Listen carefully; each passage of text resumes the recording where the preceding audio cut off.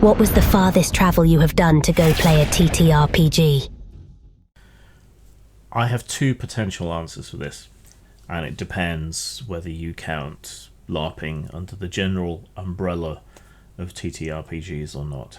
So, assuming you're not including live action roleplay, then the furthest I have travelled is probably about 700 miles from where I live, near Andover in the southern UK, to Stornoway and a bit further in the Western Isles of Scotland. So you can look up that on a map if you're so inclined, but it's about 700 miles, possibly a bit further given detours and the fact that we didn't stay in Stornoway but in a small remote house somewhat further away from there.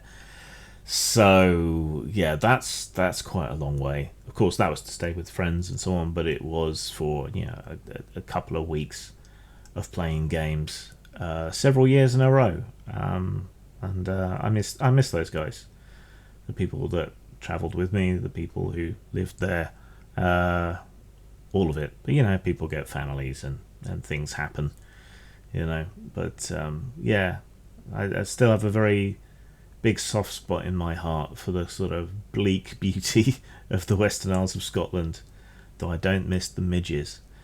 So that's for tabletop. If, however, you count LARP, then the distance is probably closer to 5,000, 6,000 miles.